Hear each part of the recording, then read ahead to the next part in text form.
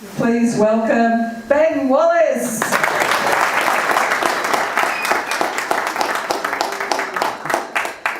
Hi, I'm Ben Wallace, and tonight I'm going to be doing a quick talk on 3D printing and particularly how it's involved in nature. So how does 3D printing work? So 3D printing is the layer by layer process of making a 3D object. So just like your home printers at home, like they're on 2D, but this does it, but this does it also on another axis. So your home printer will do it like from here, and they'll have those boundaries and go like that, and that's how that's made, but this also does that and then goes up. So, and then you can see right here, so they do layer by layer and extruding little bits of plastic at a time to make a massive object, and any object inside that, see that cube? Any object inside there, you can make anything.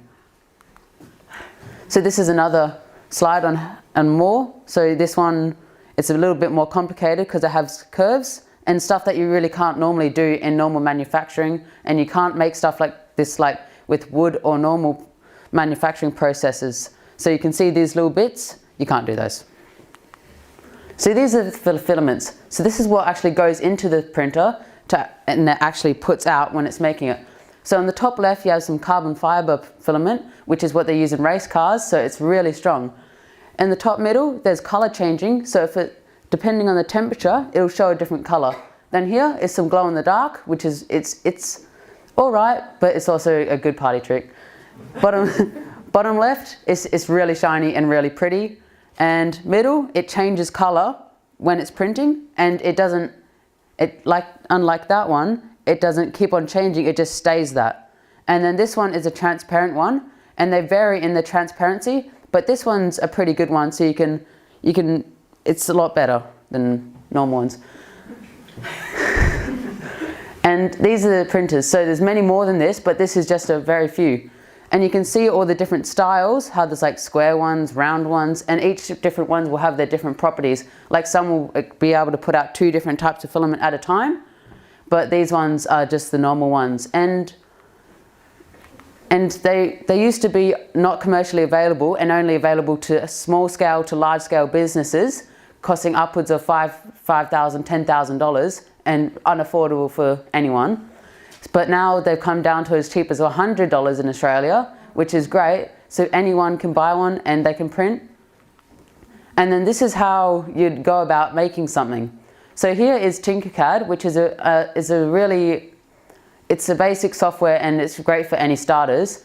And you can just use the objects and make whatever you want. And it depends on what you want to make. Sometimes it's really quick, but sometimes it does take a while. And the longer you put into it, the better the outcome will be. So you can see all the different shapes you can make, and there's much more, but that's just a quick few. And like, see, you can see the cylinder that was made to make the little holes there.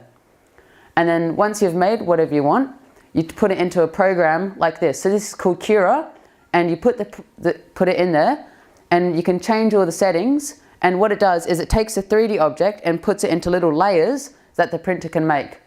And this is another alternative way of making something, but and so you go online and say you wanted to print a plant or a plant pot, you'd search up plant and it'd come up with so many options, and you can just choose what you want and then you can put it back into there and print it.